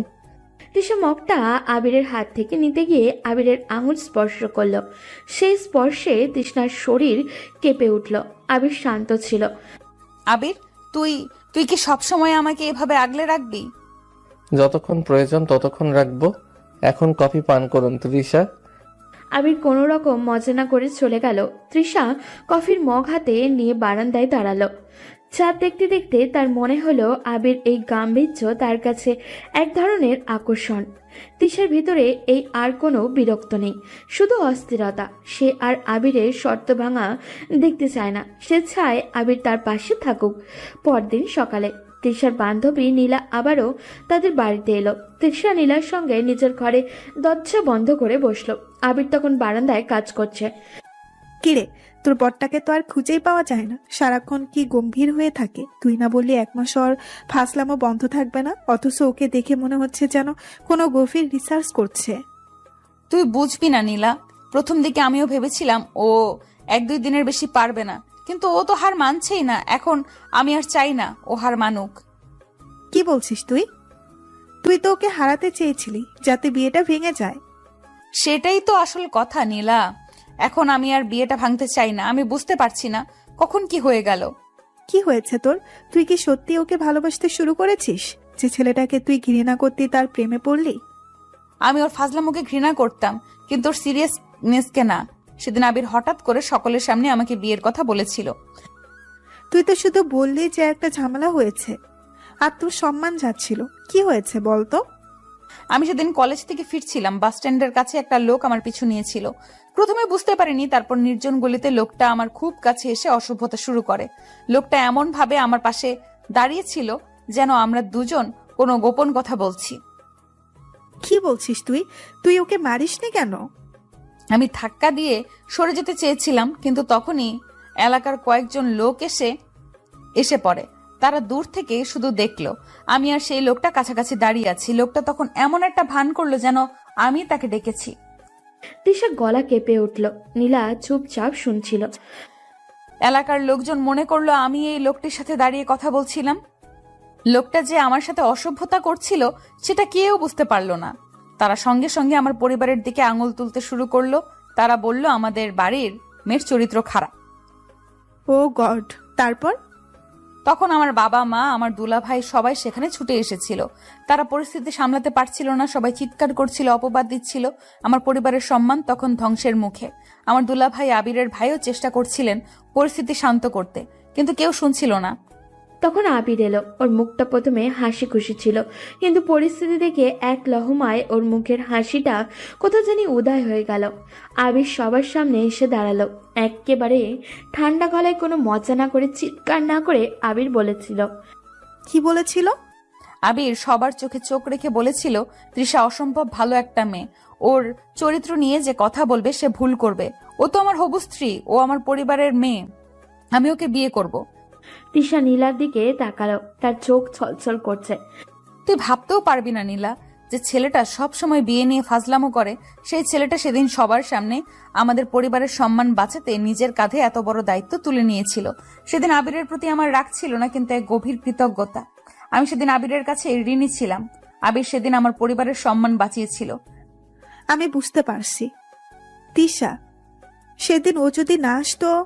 সেই কৃতজ্ঞতা, সেই ঋণ এখন আর নেই নীলা। আবিরের সিরিয়াসনেস, ওর যুক্তি, ওর আমাকে আগলে রাখা, ওর এই দায়িত্ববোধ এখন আমার কাছে শুধু কৃতজ্ঞতা নয়। যখন ও এত সিরিয়াস হয়েও আমার পাশে থাকে, আমাকে পাহারা দেয়, তখন মনে হয় আমি যেন পৃথিবীতে সবচেয়ে নিরাপদ জায়গায় আছি। তার মানে তুই এখন ওকে? হ্যাঁ নীলা, আমি বুঝতে পারছি না কখন, কিন্তু আমি আবিরকে ভালোবেসে ফেলেছি। আমি ওর এই ফাজলামো করা হাসিটা আর চাই না। আমি চাই আবির যেন সারা জীবন আমার প্রতি এমনই সিরিয়াস থাকে। কিন্তু এখন সমস্যা অন্য জায়গায়। কি সমস্যা? আবির একটা কঠিন ষড়যন্ত্রের মাঝে আছে নীলা। ও শুধু আমাকে নয়, আমাদের পরিবারকেও কোনো বড় বিপদ থেকে বাঁচানোর চেষ্টা করছে। ও রাতে ফোনে কথা বলে, কপালে ঘাম নিয়ে ল্যাপটপে কাজ করে। আমি জানি না কি হচ্ছে, কিন্তু আমার মন বলছে আবির খুব বড় একটা যুদ্ধে নেমেছে। তুই নিশ্চিত? আমি নিশ্চিত। আর আমি এখন এই শর্ত আর চুক্তি বাতিল করে ওকে এই কাজে সাহায্য করতে চাই। আমি ওর পাশে দাঁড়াতে চাই, কিন্তু ও যে এখনো সিরিয়াস, আমি কিভাবে ওর কাছে যাব? নীলার কাছে নিজের মনের কথা বলার পর তিশা যেন একটু শান্তি পেল, কিন্তু আবিরের প্রতি তার এই নতুন অনুভূতি আর আবিরের গোপন লড়াই, এই দুটি বিষয় তৃষাকে নতুন এক দুশ্চিন্তায় ফেলে নেমেছে। আবির নিজের ঘরে বসে ল্যাপটপে গভীর মনোযোগ দিয়ে কাজ করছিল। তার কপালে সামান্য ভাঁজ, যা তার মনোযোগের গভীরতা নির্দেশ করছিল। দরজায় কোনো টোকা পড়ল না। তৃষা চুপি সারে ঘরে প্রবেশ করলো। আপনি? কিছু দরকার তৃষা? আপনি তো সচরাচর না জানিয়ে ঘরে প্রবেশ করেন না। তোর কি মনে হয় আমি এখনো তোকে বিরক্ত করার জন্য এখানে এসেছি? আপনার আচরণ এখন পর্যন্ত তাই দেখিয়েছে। যদি আপনার কোনো কাজ থাকে তবে বলুন, আমার হাতে এখন সময় কম। আবিরের ল্যাপটপের দিকে তাকালো, যেখানে অনেক সাংকেতিক তথ্য দেখা যাচ্ছিল। তুই কি করছিস আবির? তুই কি কোনো ঝামেলায় পড়েছিস? এটা একান্তই ব্যক্তিগত কাজ তৃষা, আপনাকে বুঝতে হবে না। এখন যদি অনুমতি দেন আমি কাজে ফিরতে পারি। আবিরের এই কঠোর সিরিয়াসনেস তৃষাকে মুহূর্তের জন্য কষ্ট দিল, কিন্তু এই গাম্ভীর্যই এখন তার কাছে সবচেয়ে আকর্ষণীয়। তৃষা ঘরের দরজায় আলতো করে ভেজিয়ে দিল। আমি এসেছি তোকে একটা কথা বলতে আবির, যেটা এই চুক্তির বাইরের কথা। আপনার যে কোনো কথা আমি গুরুত্ব দিয়ে শুনবো, বলুন। আমি তোকে ভালোবাসি আবির। ঘরে এক গভীর নীরবতা নেমে এলো। ল্যাপটপের পাখা ঘরের মৃদু শব্দ ছাড়া আর কোনো আওয়াজই ছিল না। আবির হঠাৎ করে কাজ থামিয়ে দিল।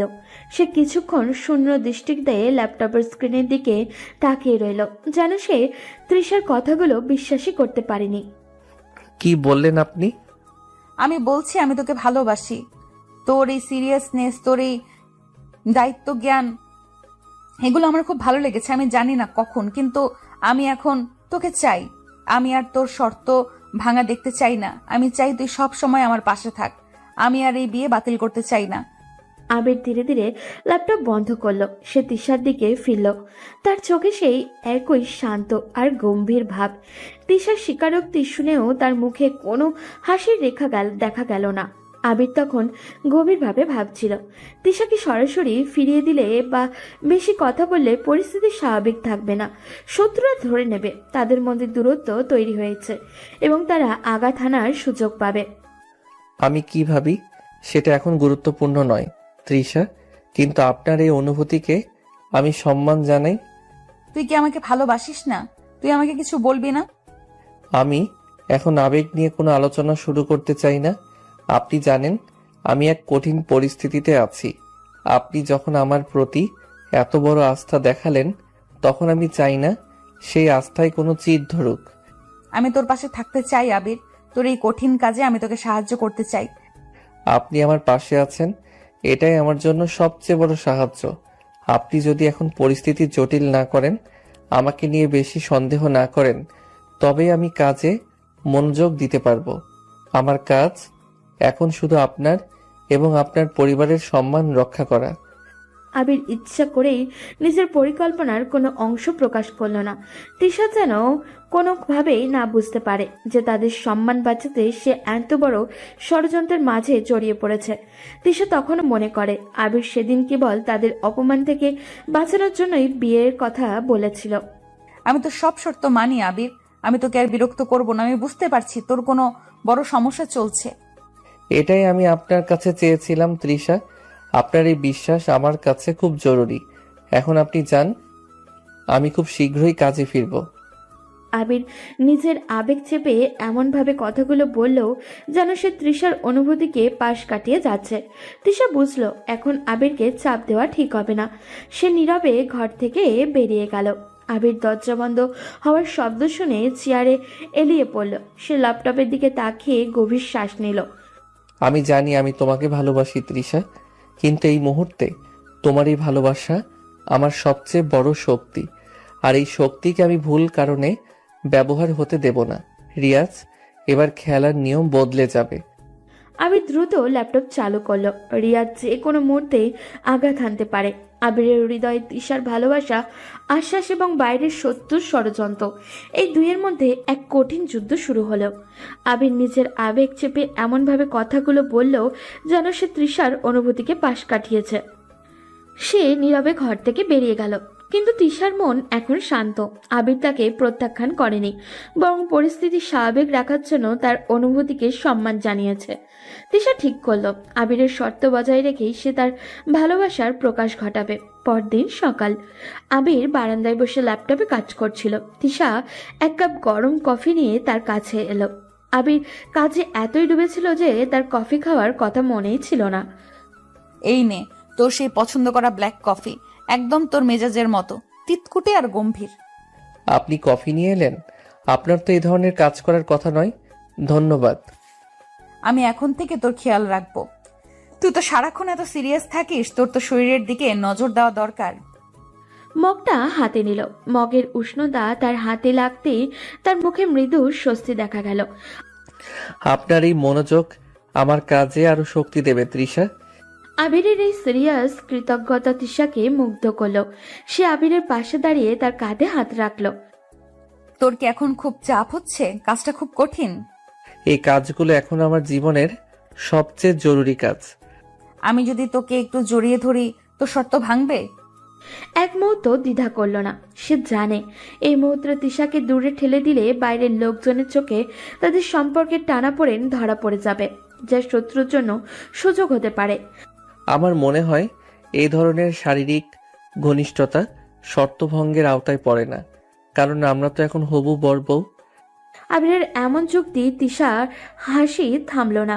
সে আবিরের কাঁধে আলতো করে মাথা রাখলো। আবির তখন কাজ থামিয়ে এক হাতে কফির মগ এবং অন্য হাতে তৃষাকে ধরে রইল। তার চোখে কিন্তু বারান্দার বাইরে দূরে তাকিয়েছিল, যেন সে আড়াল থেকে কিছু পর্যবেক্ষণ করছে। এদিকে রিয়াজ তার সর্বশেষ পরিকল্পনার বাস্তবায়ন শুরু করে দিয়েছে। আবিরের ভাইয়ের অফিসের নকল চাবি তৈরি করে সে গুরুত্বপূর্ণ কিছু নথি সরিয়ে ফেলেছে। কাজ শেষ। চমৎকার। এবার আবির দেখুক সে কত বড় সিরিয়াস খেলোয়াড়। ওদের ব্যবসায়িক সাম্রাজ্য পতনের পথে, আর ওই ফাজিল ছেলেটা এখন বউ নিয়ে ব্যস্ত থাকবে। রিয়াজ জানতো না আবির তার গতিবিধি আগেই পর্যবেক্ষণ করেছে। আবির তখনও বারান্দায় তৃষাকে ধরে রেখেছিল, কিন্তু তার কান সজাগ ছিল। তার ভাইয়ের অফিসের সিকিউরিটি ক্যামেরা থেকে সে আসা একটি নীরব অ্যালার্ম তার কানে বাজল। আপনার কিছু একটা দরকার তৃষা? কি দরকার? আমি তো তোর পাশে আছি। না, আমার মনে হয় আপনার জন্য কিছু রান্না করা উচিত। আপনার ভাবি আমাকে বলছিলেন আপনি নাকি ডিমের ঝোল খেতে চেয়েছিলেন। তুই ডিমের ঝোল রান্না করবি তোর জরুরি কাজ ফেলে? আপনার যত্ন নেওয়া আমার জরুরি কাজের চেয়ে কম গুরুত্বপূর্ণ নয়। আপনি যান, আমি এক্ষুনি আসছি। আবির দ্রুত রান্নাঘরের দিকে গেল। তৃষা রান্নাঘরের দরজায় দাঁড়িয়ে আবিরের দিকে তাকিয়ে রইল। আবির তাড়াহুড়ো করে ডিমের ঝোল রান্না করতে শুরু করলো, কিন্তু তার মনে ছিল অন্য কোথাও। সে দ্রুত ফোন বার করে তার ভাইকে একটি সাংকেতিক বার্তা পাঠালো, মানে অ্যালার্ট। দ্বিতীয় স্তর ভাঙা হয়েছে, পুরনো ফাইল কাজে লাগবে। আবির ডিমগুলো ঝোল থেকে উঠিয়ে দিয়ে তৃষার দিকে তাকালো। আপনি এভাবে তাকিয়ে থাকলে ডিমগুলো পুড়ে যেতে পারে তৃষা। আপনি আমার জন্য টেবিলে বসে অপেক্ষা করুন। আমি তোকে দেখবো, তুই কাজ কর। তৃষা হাসলো। আবির এতে চাপের মধ্যেও তাকে সঙ্গ দিচ্ছে। তৃষা তার পাশে দাঁড়িয়ে আবিরের রান্নার প্রক্রিয়া দেখছিল। আবিরের গাম্ভীর্য, তার গোপন চেষ্টা, এই সব কিছু মিলে তৃষার মনে কোনো সন্দেহ জাগলো না। সে শুধু ভাবল আবির এখন শুধু তার প্রতি সম্পূর্ণভাবে নিবেদিত। আবির তার জীবনের সবচেয়ে বড় আশ্রয়। আবির ডিমের ঝোল রান্না করছিল, কিন্তু তার মন ছিল শত্রুর উপরে। রিয়াজ তার চাল ছেড়েছে। আবিরের ভাইয়ের অফিস থেকে নকল চাবি ব্যবহার করে গুরুত্বপূর্ণ ব্যবসায়িক নথি চুরি করা হয়েছে। আবির বুঝতে পারল এটাই মোক্ষম সুযোগ যুদ্ধের সময়। রান্নাঘরের ব্যস্ততার মাঝে আবির ফোন বেজে উঠল। আবির দ্রুত ফোন রেখে একদম নিচু স্বরে কথা বলতে শুরু করলো। তৃষা তখন ডাইনিং টেবিলে বসে কফির মগে চুমুক দিচ্ছিল। হ্যাঁ, আমি জানি এখনই করতে হবে, কোনো দেরি নয়। আমি ওদের 15 মিনিটের মধ্যে আমার পিন কোড দিচ্ছি। তুমি সেই ফাইলটা ডিলিট করে দাও দ্রুত। আবির ফোন রাখলো। সে ল্যাপটপ নিয়ে দ্রুত রান্নাঘরে ফিরল এবং একটি গুরুত্বপূর্ণ মেইল পাঠালো। তার মুখ দেখে মনে হচ্ছিল সে কোনো বড় বিপদে আছে।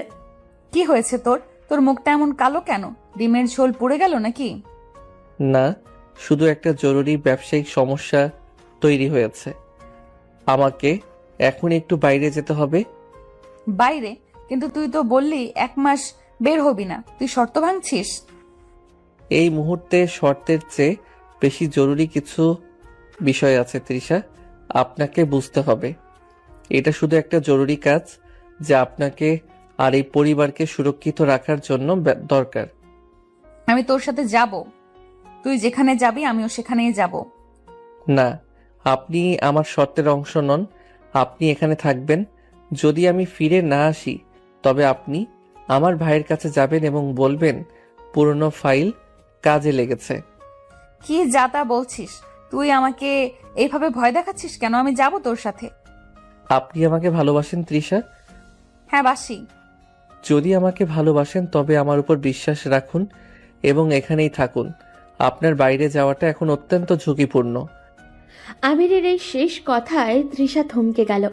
আবিরের গম্ভীরতা তাকে চুপ করিয়ে দিল। সে বুঝল আবিরকে বিশ্বাস করা ছাড়া তার আর কোনো উপায় নেই। আবির দ্রুত দরজা দিয়ে বেরিয়ে গেল। আবির ট্যাক্সি নিয়ে সরাসরি রিয়াজের অফিসের দিকে গেল। সে জানতো রিয়াজ এখন তার অফিসে বসে তার জয়ের উদযাপন করছে। তুই কোথায় আবির? রিয়াজ তার নতুন ফাইলগুলো নিয়ে শেয়ার বাজারে গুজব ছড়াতে শুরু করেছে। আমাকে সব শেয়ারের দাম পড়ে যাচ্ছে। চিন্তা করবেন না ভাই, আমি আগেই ফাইলগুলোর ব্যাকআপ নিয়েছিলাম আর এখনই রিয়াজকে তার খেলার আসল পরিণাম দেখাতে যাচ্ছি। আবির রিয়াজের অফিসে প্রবেশ করলো। রিয়াজ তার চেয়ারে বসে হাসছিল। আরে আবির, কি খবর? খুব সিরিয়াস দেখাচ্ছে যে। বউয়ের সাথে ঝগড়া করে এলি নাকি? তোর তো ফাইজলামি করার কথা। আমার ফাজলামো শেষ হয়েছে রিয়াজ, এখন আসল কাজ শুরু। তুই কি জানিস তুই যাকে নিয়ে খেলছিস সে আমার হবু স্ত্রী? হবু স্ত্রী? তাকে তো আমি বাজারে সকলের সামনে অপমান করেছিলাম, আর তুই তাকে বাঁচাতে গিয়ে নিজের জীবন নষ্ট করতে বসেছিস। আমি তোর সব ফাইল চুরি করে নিয়েছি। তোর বাবার ব্যবসা এখন আমার হাতে। তোর ফাইল? তুই কি নিশ্চিত? আবির হেসে উঠল। সেই হাসি যা গত 1 মাস ধরে তালাবদ্ধ ছিল। আবির তার পকেটে থাকা একটি পেনড্রাইভ বের করলো। তুই যে ফাইল চুরি করেছিস সেগুলো ছিল শুধুমাত্র ব্যবসার পুরনো হিসাব। আসল ফাইলগুলো আমি আগেই সরিয়ে দিয়েছি। আর শুধু তাই নয়, তুই যে ফাইল ব্যবহার করে শেয়ার বাজারে গুজব ছড়িয়েছিস তার প্রমাণ আমি সরকারের কাছে পাঠিয়ে দিয়েছি। তোর শেয়ার বাজারের লাইসেন্স এখন বাতিল হবে। রিয়াজ, কি বলছিস তুই? তুই 1 মাস ধরে এসব করছিস? তোর সিরিয়াস থাকার ভান ছিল এসবের জন্য? আমি তোর মতো নিচু মানসিকতার মানুষের সাথে ফাইজলামো করতে আসিনি রিয়াজ। আমি তোর ষড়যন্ত্র ফাঁস করতে এসেছিলাম। আর তৃষা, আমি তাকে ভালোবাসি, তাই তার এবং তার পরিবারের সম্মান রক্ষা করা আমার প্রথম দায়িত্ব ছিল। বাইরে পুলিশ সাইরেনের আওয়াজ শোনা গেল। রিয়াজের চোখ কপালে উঠল। আবির এক বিজয়ী হাসি হাসল। তিশা তখন বাড়িতে অস্থিরভাবে পায়চারি করছিল। আবিরের দেওয়া শেষ কথাটি তার কানে বাজছিল। যদি আমি ফিরে না আসি।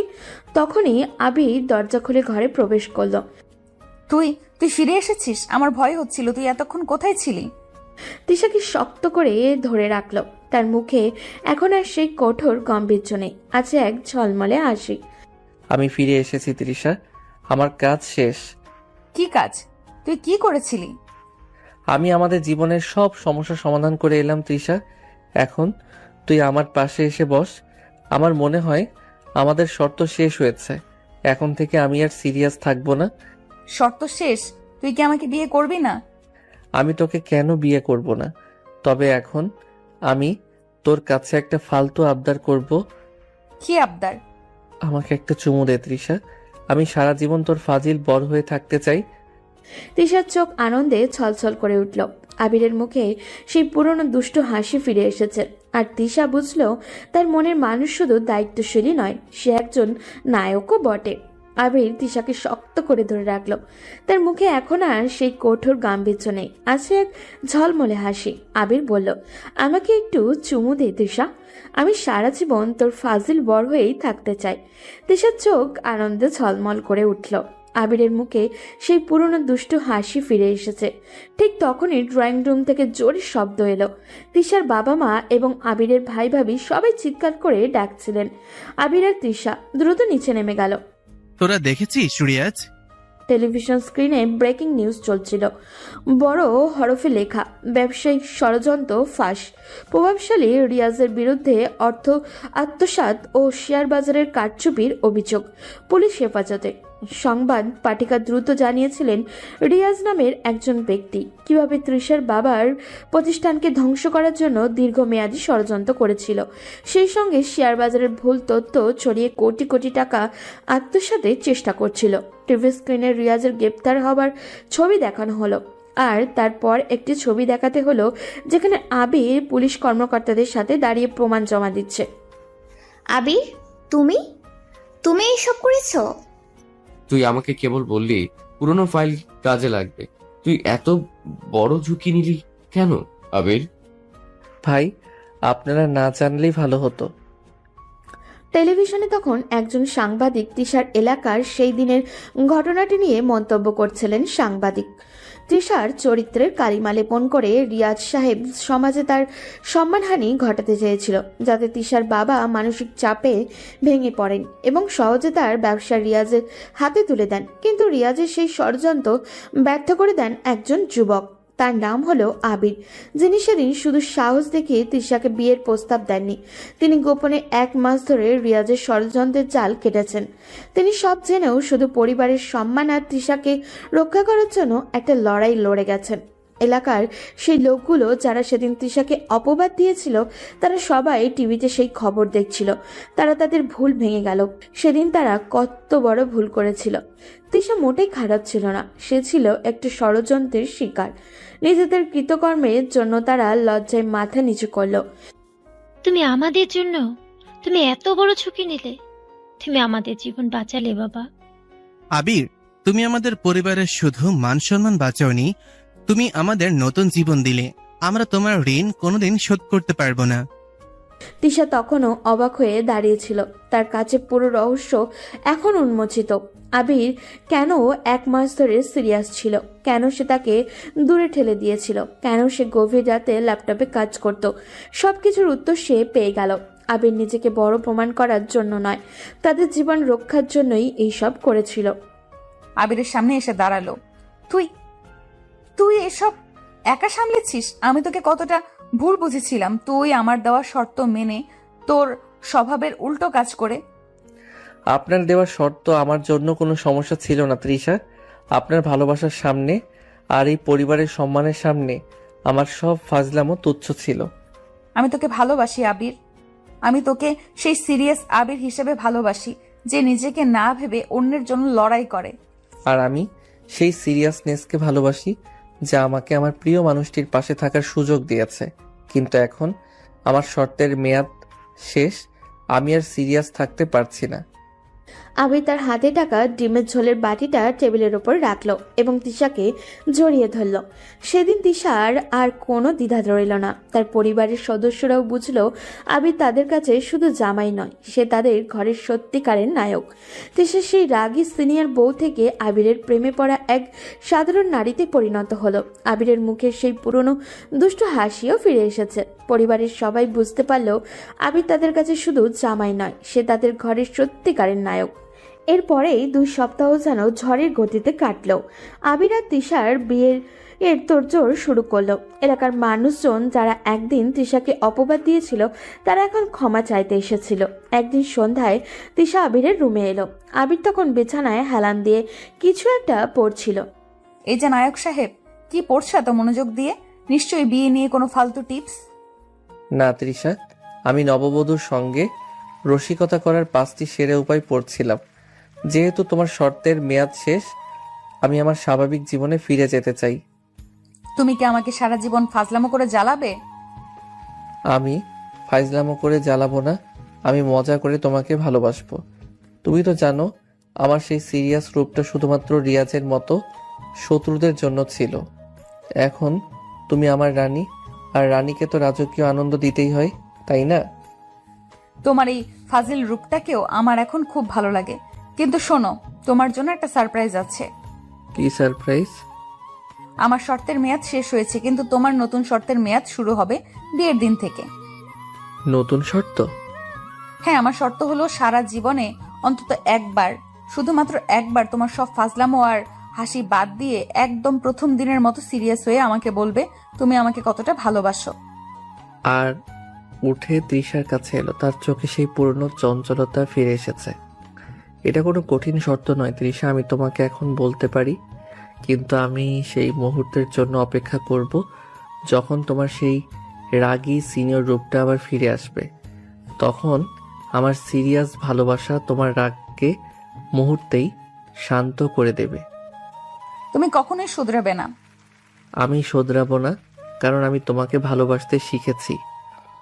বিয়ের দিন এলো, পুরো বাড়ি আরো ঝলমল করছে। তৃষা যখন সেজে বিয়ের আসরে এলো, আবির তখন মুগ্ধ চোখে তার দিকে তাকিয়ে রইল। কি রে আবির, এবার তো একটু সিরিয়াস হ, কাজী সাহেব আসছেন। আমি খুব সিরিয়াস ভাই। আমার জীবনের সবচেয়ে সুন্দর বউটাকে আমি হারাতে চাই না। নিকা এর মজলিস শুরু হলো। কাজী সাহেব বিবাহের শর্তাবলী এবং দেনমোহর নিশ্চিত করেছেন। আবির আর তিশার পাশাপাশি বসে আছে। তাদের সম্পর্কের শুরুতে ছিল অবিশ্বাস, অপমান আর একটি কঠিন শর্ত। আজ সেখানে আছে শুধু গভীর ভালোবাসা আর হাসি। আপনি কি দেনমোহরের বিনিময়ে জনগণ তৃষাকে স্ত্রী হিসেবে কবুল করেছেন? এক মুহূর্ত তিশার দিকে তাকালো, তারপর দৃঢ় কণ্ঠে বলল, আলহামদুলিল্লাহ, আমি কবুল করছি। কাজী এবার তিশার কাছে ওই একই প্রশ্ন করলেন। চারপাশে নীরবতা বাড়ছিল খুবই। তিশা যার মুখে একসময় শুধু রাগ দেখা যেত, এখন তার মুখে এক শান্ত হাসি। আমি কবুল করছি। সকলের কণ্ঠে উচ্চারিত হলো আলহামদুলিল্লাহ। আবির হঠাৎই তিশার দিকে ঝুঁকে এলো। এই শোনো। কি বলছো? কাজী সাহেব দোয়া করছেন? তোমার মাথায় আমার জন্য চুলকানির মলম আছে? কেন, তোমার কি আবার পাগল হওয়ার চুলকানি শুরু হয়েছে? হ্যাঁ, তোমার ভালোবাসার পাগল হওয়ার চুলকানি। এই ফালতু কথা বলতে পারার স্বাধীনতাটাই আমার কাছে সবচেয়ে দামি। তিশা তার হাত বাড়িয়ে আলতো করে আবিরের মাথায় টোকা মারল। তাদের দুজনের হাসিতে আসর ভরে গেল। তাদের বিয়ে শুধু দুটি মনের মানুষের মিলন ছিল না, এটা ছিল ভালোবাসার কাছে শর্তের হাট, দায়িত্ববোধের কাছে ফাজলামোর পরাজয় এবং একটি রাগী বউয়ের জীবনে এক ফাজল বরের আগমন। তিশা হাসি মুখে আবিরের দিকে তাকালো। সে এখন আর সিনিয়র রাগী বউ নয়, সে এখন এক নায়কের প্রেমিকা। বাসরাতের ঘরটি ছিল গোলাপ আর রজনীগন্ধার মিষ্টি গন্ধে ভরা। আবির ও তিশার বিয়ে হয়েছে, সমস্ত শর্ত, ষড়যন্ত্র আর যুদ্ধের সমাপ্তি ঘটছে। এখন তারা তাদের একান্ত ঘরে। আবির দরজার সামনে দাঁড়িয়ে তিশার দিকে তাকালো। তার চোখে কেবল তৃষা, আর অন্য কোনো চিন্তা নেই। শেষ পর্যন্ত আমরা এখানে। এই মুহূর্তের জন্য আমি কতদিন অপেক্ষা করেছি তৃষা। তিশা তখন ঘোমটার আড়ালে লজ্জায় লাল হয়ে আছে। আবির আলতো করে দরজা বন্ধ করলো। সে ধীরে ধীরে তৃষার কাছে এগিয়ে এলো। তার চঞ্চল চোখ দুটো এখন গভীর অনুরাগে ভরা। সে তিশার ঘোমটা আলতো করে সরিয়ে দিল। তিশার চোখ তুলে তাকাতেই আবির মুহূর্তের জন্য যেন শ্বাস নিতে ভুলে গেল। তুমি এত সুন্দর। আমি কেন 1 মাস ধরে গম্ভীর ছিলাম জানো? কারণ তোমার সৌন্দর্য দেখলে আমি পাগল হয়ে যেতাম, আর তখন আমার সব পরিকল্পনা ভেস্তে যেত। আমি তোমাকে এক পলক দেখার জন্য কত ছটফট করেছি তুমি কল্পনাও করতে পারবে না। তুমি কি আমাকে শুধু ফাজিল বলতে? আমি ফাজিল ছিলাম, কিন্তু আমার ভালোবাসাটা ছিল পৃথিবীর সবচেয়ে সিরিয়াস জিনিস। তোমার রাগকে ভালোবেসেছি, তোমার জেদকে ভালোবেসেছি, আর এই 1 মাস তোমার পাশে থাকার সুযোগ পেয়ে আমি বুঝতে পেরেছি তুমি আমার জীবনের সবচেয়ে বড় আশ্রয়। তৃষা উঠে আবিরের হাত ধরল। তাদের হাতে গোলাপের পাপড়ি লেগে আছে। চারপাশের নীরবতা যেন তাদের অনুভূতিকে আরো বাড়িয়ে তুলেছে। আমি যখন তোমাকে অপবাদ দিতাম, যখন তোমার উপর রেগে যেতাম, তখনও কি তুমি আমাকে ভালোবাসতে? আমি তোমাকে তখনই সবচেয়ে বেশি ভালোবাসতাম যখন তুমি রাগে আমার কলার ধরে ঝাঁকাতে, কারণ সেই রাগের আড়ালে তোমার দুর্বলতা লুকিয়েছিল। আমি জানতাম আমাকে ছাড়া তোমার আর কেউ নেই। আমি সেই মুহূর্তগুলো আমার বুকে আগলে রেখেছি। আমাকে কখনো ছেড়ে যেও না আবির, আমার খুব ভয় করে। ছেড়ে যাব না। এই হাত ধরেছি, এই হাত সারা জীবন থাকবে। আমাদের জীবনের আর কোনো খারাপ মুহূর্ত যেন না আসে, তার দায়িত্ব আমার। তোমার জীবনের সব কষ্ট, সব চিন্তা আজ শেষ। এখন থেকে শুধু হাসি, ভালোবাসা আর আমাদের খুনসুটি। আবির তিশার মুখ তুলে ধরল, তার ঠোঁটে আলতো করে কিস করলো। সেই কিসে ছিল দীর্ঘ অপেক্ষা আর পাওয়ার গভীর শান্তি। তিশার হার্ট যেন খুব দ্রুত বিট করছিল। সে এতটাই সফট হয়েছিল, সে করে কি রিয়াকশন দেবে বুঝে উঠতে পারছিল না। আবিরের কিসের মাত্রা যখন গভীর থেকে গভীর হচ্ছিল, তখন তিশা নিজের ধারণা চেতনা ফিরে পেল এবং সে খুব আবেগ এবং অনুভূতি সহকারে আবিরের নিজের অনেকটা কাছে নিয়ে নিজের হাত দিয়ে আবিরকে শক্ত করে জড়িয়ে ধরে রেসপন্স করা শুরু করলো। আবির যখন বুঝতে পারল তিশা তার সাথে রেসপন্স করছে, তখন তার স্পর্শগুলো যেন আরো অবাধ্য হয়ে গেল। তার হাতের বিচরণ যেন তৃষার সমস্ত শরীরে হচ্ছিল। এদিকে তিশা সম্পূর্ণ নীরব হয়ে গিয়েছিল। সে কি বলবে কিছু বুঝে উঠতে পারছিল না। তার ভেতরে যেন তীব্র থেকে তীব্র আবেগের চলাচল হচ্ছিল, যার জন্য তার সমস্ত শরীর অবশ হয়ে গিয়েছিল। আবিরের অবাধ্য আচরণগুলো অনেকটাই গভীর হয়ে গিয়েছিল। একটা পর্যায়ে তারা দুজনেই মিলেমিশে একাকার হয়ে যায়। এখন সমস্ত ঘরে শুধুমাত্র গোলাপের সুবাস এবং মোমবাতি আর মৃদু আলো, তাদের ঘন ঘন শ্বাস প্রশ্বাস ছাড়া আর কোনো অস্তিত্ব ছিল না। বেশ কিছু সময় পরে আবির তিশাকে নিজের সাথে শক্ত করে জড়িয়ে রেখে তিশার মাথায় হালকা করে চুমু খেয়ে তাকে হালকা করে জড়িয়ে ধরে বলল, আমি এখন একটা গল্প বলবো তৃষা, শুধু তোমার আর আমার গল্প। বলো। গল্পটা শুরু হয়েছিল একটা ভুল বোঝাবুঝি দিয়ে, শেষ হলো একটা নিখুঁত ভালোবাসায়। গল্পের শুরুতে তুমি ছিলে রাগী সিনিয়র বউ আর আমি ছিলাম ফাজিল দেবর, কিন্তু গল্পের শেষে তুমি হলে আমার জীবনের আলো আর আমি হলাম তোমার সারা জীবনের সঙ্গী। আজ রাতে এই গল্পের নতুন অধ্যায় শুরু। কোনো শর্ত বা ফজলামও নয়, শুধু তার হৃদয়ের গভীর অনুরাগ নিয়ে তিশার দিকে তাকালো। সেই চোখে ছিল গভীর ভালোবাসা।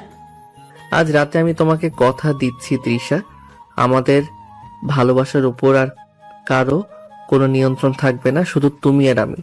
পুরোটা রাত তারা গল্প করে এবং নিজেদের মধ্যে ভুল বোঝাবুঝির সকল দেওয়াল ভেঙে আরো একবার কাছাকাছি আসলো। এই রাতটা যেন তাদের কাছে ছিল অনেক আকাঙ্ক্ষার এবং অনেক অপেক্ষার একটা মুহূর্ত, যেটা প্রতিফলিত হচ্ছিল প্রতিনিয়ত তাদের দুজনের ভালোবাসার উষ্ণতার মাধ্যমে। আবির তার দুই হাত দিয়ে তিশার মুখ তুলে ধরল। ধীরে ধীরে তাদের দূরত্ব কমতে থাকলো। এই ছিল সেই মুহূর্ত যেখানে সব অপেক্ষা, সব কষ্ট আর সব দ্বিধার সমাপ্তি ঘটল। বাসের রাতের নীরবতা ভেঙে কেবল দুটির হৃদয়ের উষ্ণতা আর ভালোবাসার ফিসফিস শব্দ প্রতিধ্বনিত হতে শুরু করলো। তারা একে অপরের কাছে নিজেকে সঁপে দিল। সেখানে ছিল শুধু নির্ভরতা, সম্মান এবং সীমাহীন ভালোবাসা। ভোর রাতে তারা দুজনে ঘুমিয়েছিল। হঠাৎ করে জানলার পর্দা ভেদ করে আলো এসে এখন তৃষার চোখে পড়ল। তখন তৃষার ঘুম ভেঙে গেল। ভোরের প্রথম আলো ঘরে গোলাপি পর্দা ভেদ করে আচ্ছা ভাবে বিছানার উপরে এসে পড়েছে।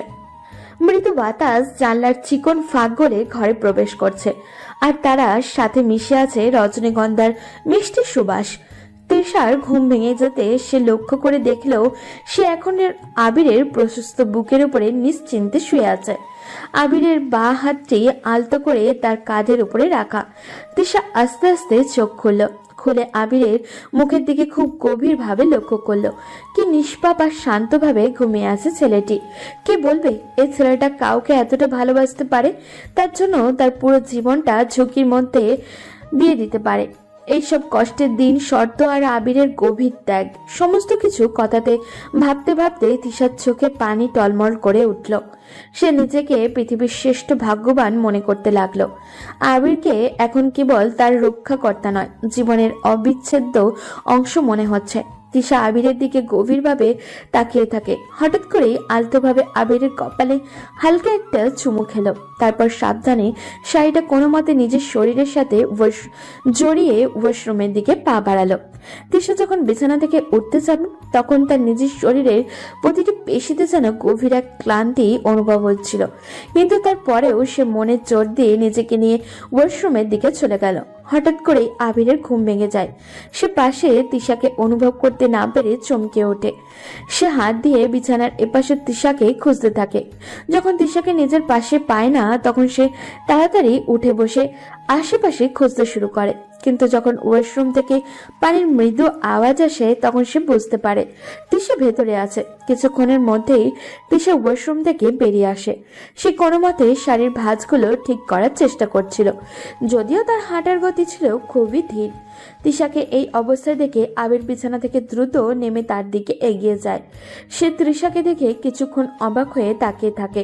তারপর তার মুখটা এক মুহূর্তের জন্য কঠিন হয়ে ওঠে।